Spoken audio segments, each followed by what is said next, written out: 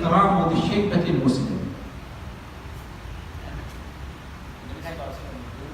إن من إجلال الله عز وجل إكرام ذي الشيبة المسلم وحامل القرآن غير الغالي فيه ولا المسلم itu siapa sih? Nabi Muhammad SAW beliau bersabda termasuk daripada mengagungkan Allah Subhanahu wa taala adalah memuliakan orang-orang Islam yang sudah lanjut usia. وحامل القرآن غير الغالي فيه ولا المتجافي عنه. Dan orang-orang yang hafal Al-Qur'an yang tidak tidak terlalu tidak bukannya mutasyadid wala mukhafif akan لا الغالي فيه هو الذي يحمل القرآن معاني لا يحتملها القرآن. Yang memaknai Al-Qur'an dengan makna yang bukan sebenarnya. ولا المتجافي عنه هو الذي يترك القرآن. Dan bukan orang yang meninggalkan Al-Qur'an. Intinya termasuk daripada mengagungkan Allah Subhanahu wa taala, memuliakan orang tua, kemudian mengagungkan daripada penghafal Al-Qur'an yang sebenarnya. فأن نحمل القرآن معاني لا يحتملها في الظاهر هذا نوع من الغلو. Kalau ada orang yang memaknai Al-Qur'an dengan makna yang bukan sebenarnya secara zahir, maka itu aneh. نعم هناك فرق بين أهل الإشارة والباطنية. فرق من الفرق الضلال. Ada termasuk dua kelompok sesat, ada firqah namanya batiniyah, ada firqah isyarah. أرباب الإشارات هم الذين يثبتون ظاهر اللفظ ولكن يعطون معنى إذا أشار إليه اللفظ واحتمله. Ahlul isyarah mereka ketika membaca ayat Al-Qur'an mengartikan ayat tersebut dengan makna secara lafaznya. أما الباطنية فيرون أن ظاهر القرآن غير مراد وإنما المراد من القرآن معنى باطن فيه. Kalaupun ahlul batin cuma mereka mengatakan secara lafaz Al-Qur'an itu tidak ada makna, yang ada makna batinnya saja. Ini aneh. Keduanya aneh. Yang pertama cuma redaksi Al-Qur'an diartikan secara letterlek, kemudian yang kedua secara batin. وهم فرقة من فرق الشيعة. Ini termasuk daripada kelompok Syiah. حتى أنهم يفسرون قبل الله عز وجل أن الله يأمركم أن تذبحوا بقرة، يقولون ليس المراد البقرة المعروف، المراد البقرة تذبحوا عائشة حفظها الله عز وجل من آدم وفين عائشة زوج النبي لأنهم يظنون سيدتنا عائشة.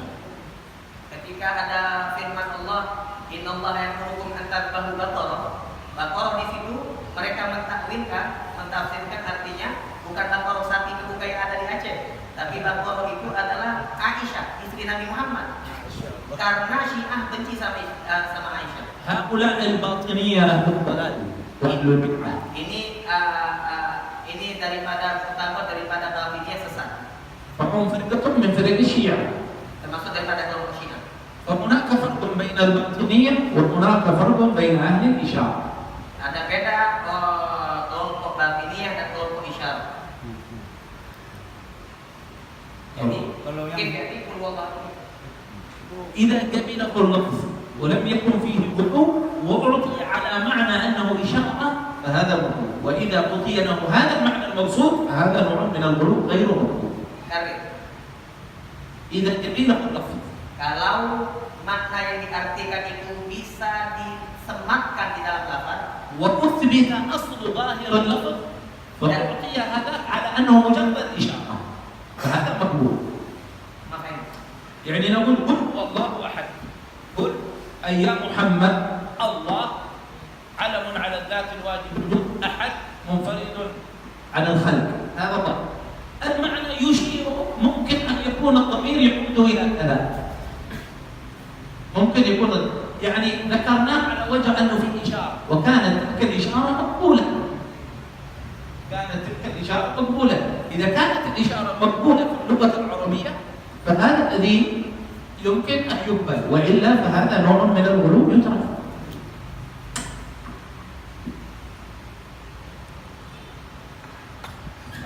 Jadi kata beliau, Qul huwallahu ahad. أولا نثبت الظاهر اللفظ الذي ذكره الله عز وجل. Pertama, Qul huwallahu ahad, kita yakini lafadznya sesuai dengan apa yang dikatakan oleh Allah Subhanahu wa taala. فإن أشير إلى معنى دقيق وكان مقبولا في سياق الآية قبل وإلا رد. Kalau ayat tersebut mengisyaratkan kepada sesuatu yang mana sesuatu tadi bisa disematkan kepada ayat tadi, maka kita terima.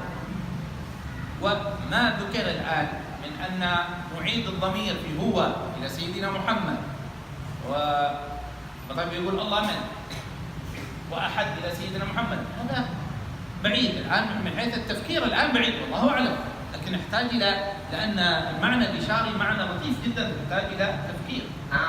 Jadi kalau secara zahirnya qul huwallahu ahad, huwanya itu kepada Allah. Kalau diartikan huwanya itu kepada Muhammad, jadi ahadnya kepada siapa?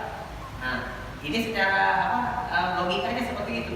Tetapi kalau memang mereka yang mengartikan huwa tadi adalah Muhammad, ahadnya juga kepada Allah dan Muhammad mungkin begitu ya, maka apakah itu bisa diterima atau tidak?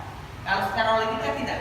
Tapi beliau tidak berani untuk menyalahkan karena untuk urusan ini, karena urusannya dengan firqah isyarah, memberikan ayat Al-Quran itu arti yang diisyaratkan dari ayat tadi dengan isyarat bisa diterima, bisa tidak. Kalau memang isyarat yang diartikan tadi tidak bisa diterima, maka itu namanya gulu, ya, terlalu mengartikan Al-Quran bukan arti yang sebenarnya. Jadi itu termasuk sesat. Akan tetapi beliau tidak berani untuk menyalahkan karena perlu bertemu dengan orangnya, perlu dengan lebih banyak meneliti dulu.